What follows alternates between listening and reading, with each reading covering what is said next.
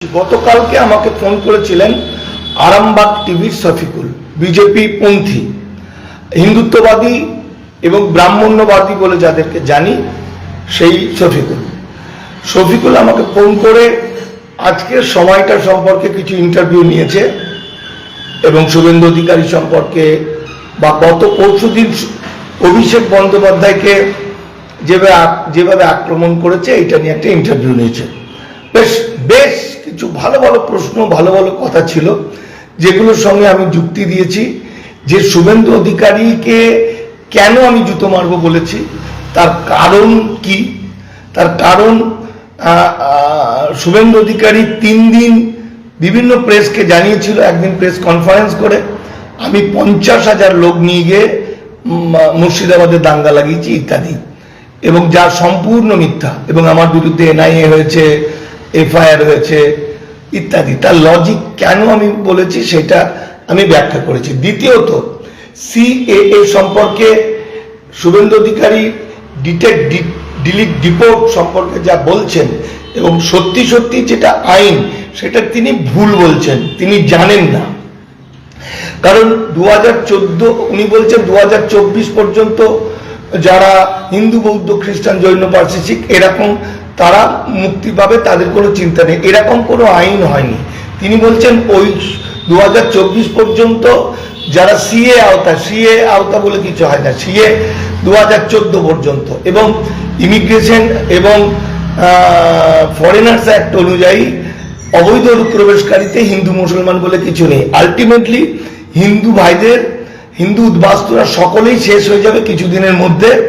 নতুন সরকার যেভাবে কাজ শুরু করেছে, এবং সেখানে আমি বলেছি যে শুভেন্দু অধিকারী আইনগুলো কিছু জানে না, আরএসএস বিজেপি যেভাবে চালাচ্ছে সেইভাবে তিনি করছেন। এ বিষয়ে বলতে গিয়ে শুভেন্দুর সঙ্গে আমার কিছু স্মৃতি, কিছু কথা, নন্দীগ্রাম আন্দোলন, তার বাড়ি, তার সঙ্গে আমার সম্পর্ক এবং একসঙ্গে কাজ করা ইত্যাদি আমার দীর্ঘদিনের সম্পর্কের কথাও উঠে আসে। কিন্তু শফিকুল ভাই ইন্টারভিউটায় আমার যেগুলো আমার পক্ষের পজিটিভ কথা এগুলো বাদ দিয়ে দিয়েছে।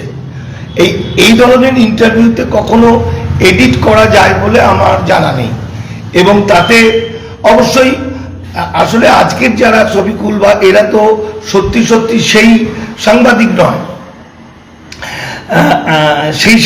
নয়, এরা পেটের দায়ে সাংবাদিকতা করে এবং কোনো না কোনো রাজনৈতিক দল দ্বারা ইনফ্লুয়েন্সড, ও যেমন আরএসএস দ্বারা ইনফ্লুয়েন্স। ফলে এই আমার ইন্টারভিউর মধ্যে আরএসএস বা বিজেপি যাতে কোনো রকমের অসুবিধায় না পড়ে সেই জায়গাগুলো কেটে ওই ইন্টারভিউতে আমার প্রকাশ করেছে। যাই হোক, আমি বিজ্ঞাপনের লোক, নেগেটিভ পাবলিসিটিটাও পাবলিসিটি, অর্থাৎ আমি অত্যন্ত সাধারণ মানের একটা লোক, আমাকে নিয়ে কেন এত ভাবিত এবং এত লোক ওকে কমেন্ট করছে আমার বিরুদ্ধে, মানে তারাও সময় ব্যয় করছে আমার বিরুদ্ধে কোনো কথা বলার জন্য, এটার জন্য আমি গর্বিত। অর্থাৎ আমি মানুষকে কিছু না কিছু হোক ভাবিয়ে তুলতে পেরেছি। ফলে আমি বারবার বলছি যে আমি একটা কমেন্ট লিখলাম ওই ভিডিওটায় যে শফিকুল ভাই যদি কোনোদিন স্বাধীন হতে পারো, আমাদের মতো পাখির মতো হতে পারো, সেদিন আমার ফুল গোটা ইন্টারভিউটা তুমি প্রকাশ করো, তারপরে জনগণের উপর ছেড়ে দিও জনগণ কি বলছে। যাই হোক, আমি কিন্তু ইন্টারভিউর মধ্যে দিয়ে যে কথাগুলো বলেছি সে কথাটা বলেছি, আজও বলছি যে শুভেন্দুকে বিচার করার আমার যে নতুন বই সেটা আগের গণ আন্দোলন কর্মী শুভেন্দু, এবং সেইখানে তার লড়াই, নন্দীগ্রামে তার লড়াই, জঙ্গলমহলে তার লড়াই, আমার সঙ্গে তার বিভিন্ন সময়ে তার একসঙ্গে কাজ করা, পরিকল্পনা ইত্যাদি, তার বাড়িতে থাকা বা সে আমার অত্যন্ত ঘনিষ্ঠ, এই প্রসঙ্গগুলোও এসেছে। আমি ব্যক্তি শুভেন্দুর ঊর্ধ্বে উঠে আমি ব্যক্তি শুভেন্দুর কথাটা বলতে চেয়েছি।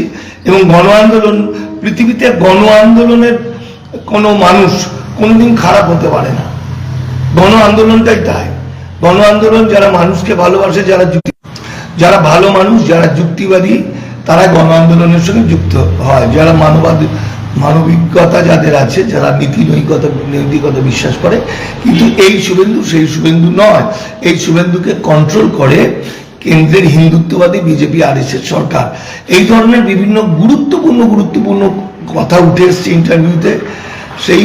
সেটা উনি শফিকুল ভাই তার মতো করে এডিট করে ছেড়েছে। তথাপি তাকে আমি ধন্যবাদ দেবো আমার কথাগুলো মানুষের কাছে কিছুটা হলেও পৌঁছে দেওয়ার জন্য। নমস্কার, আমার নাম মানিক ফকির, আমার নাম্বার 98363275। আমার অর্গানাইজেশনের নাম হচ্ছে দামাল বাংলা। আমাদের অর্গানাইজেশন আমৃত্যু আমাদের অন্যায়ের বিরুদ্ধে প্রতিবাদ চলবে, ব্রাহ্মণ্যবাদ মনুবাদের বিরুদ্ধে প্রতিবাদ চলবে। একটি শব্দ তার আগে পরে কেটে দিলে শব্দটার মানে পাল্টে যায়। যাই হোক, সবাই ভালো থাকবেন।